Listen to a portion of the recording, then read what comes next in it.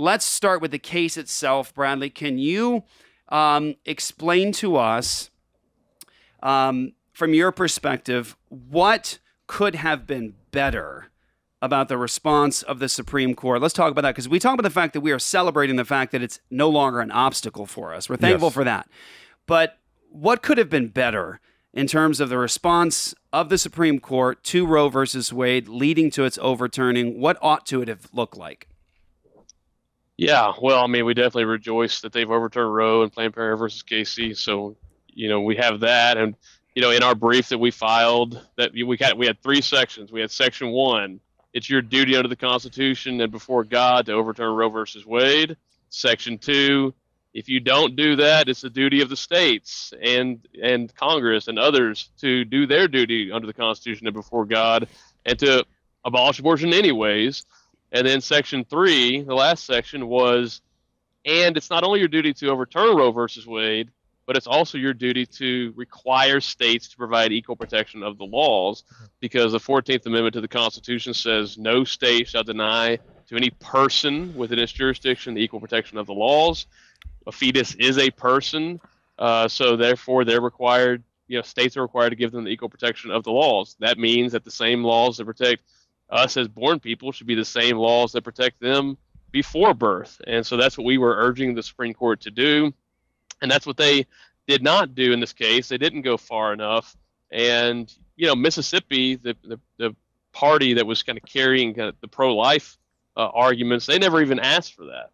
We urged it in our brief, but as far as the briefs of the parties, they never even asked the court to do that. So that's where the court, they were great as far as getting out of the way, of telling states, hey, don't abolish abortion. So that's good that they did that. But they had both the God-given and the constitutional authority to go further.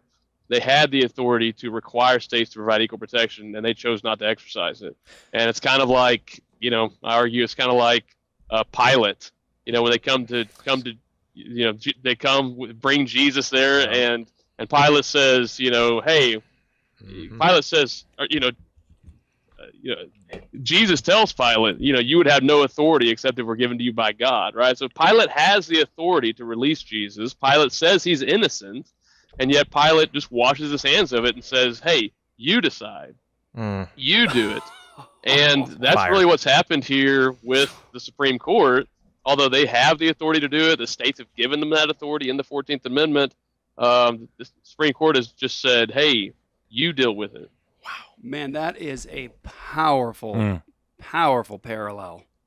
That is a power. I hadn't even considered that. Pilate was God's office bearing magistrate with the responsibility to rule as a servant of the one God. He recognized that he had authority to let him go, but he turned it over to the mob. And isn't that interesting? Jesus says, you would have no authority over me unless it had been granted to you from above. Right. So Jesus, as the faithful office bearer, was reminding Pilate that there was an authority above government, which is what Christians should probably be doing. We should probably be saying that. Too. Probably. Hey, are there any books on that? Yeah. Like theonomy and Christian ethics, anything like that out there? No, I don't think the Bible speaks to that. No. God and government, something like that? I don't know. I think people have written on that. Here's the thing. Look, I've even seen some beloved brothers saying, we shouldn't celebrate the overturning of Roe versus Wade because we still have so much work to do. We need equal protection.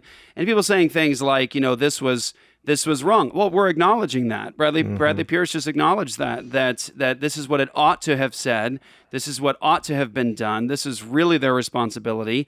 They didn't do it that way. However, God is the one who decrees the end from the beginning. He declares the end from the beginning. He does whatever he pleases in heaven and on earth. And if God, even with a crooked stick, got Roe versus Wade out of the way, I'm thankful. So, Bradley, I'd like to talk about that. Just that key issue. It's out of the way now. And so people are arguing, Bradley, that abortion is now banned. It's banned. It's over with. We're done. Even trigger law states, no more abortion mills. Abortion is officially banned. Is that true? It's definitely not. I wish that were the case. I mean, certainly in states that have pre-Roe laws still on the books, or states that do have trigger bills, even though none of those provide equal protection, right? Abortion doctors by and large are, closing up shop, or at least, closing up most of what they do. And hey, again, I rejoice in that. That's a good thing. But abortion is by no means abolished in every state. Abortion isn't abolished in any state, right? Because when we use the term, what does it mean to abolish abortion? What is abolition? I mean, I think it's very simple. It's like all abortions are illegal. Mm-hmm. All abortions are illegal. That would be abolishing abortion. Guess what? All abortions are not illegal in every state. In fact, in every state, abortionists are now illegal in those states that have, pre-row laws or trigger bans that make them illegal. But abortions are still legal. Mothers can still have do-it-yourself abortions, get abortion medication, pills, and have abortions in most states, maybe every state, up till the moment of birth. So there's really, again, I'm grateful that that abortion clinics are shut down, Planned Parenthood's taking a hit. I'm grateful for all that.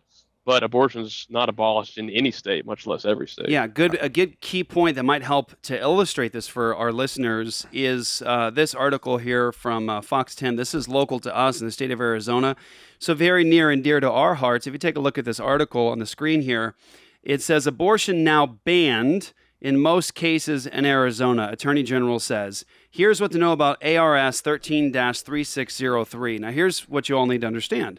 In Arizona, we had two laws pre-Roe, 13-3603, the one that's being referred to here. This is criminalizing the abortion doctor for performing the abortion. And we did, until last year, have another law on the books, pre-Roe.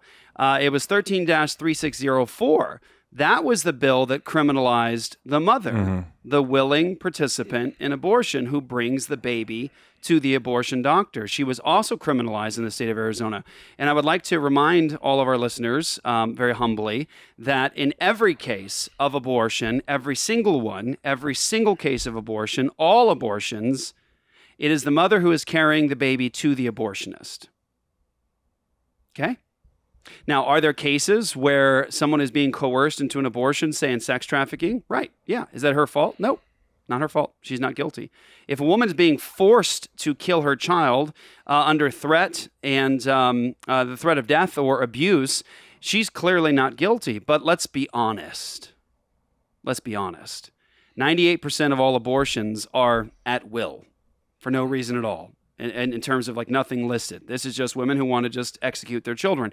And it is always the mother's feet that are carrying the baby to the abortion mill. Stats reflect that. The stats all reflect that, which gets to the point that Bradley's making, is that abortion is not banned in any states. If you have laws that restrict the abortion doctor from doing it, that's one thing. But every state is allowing women to kill their children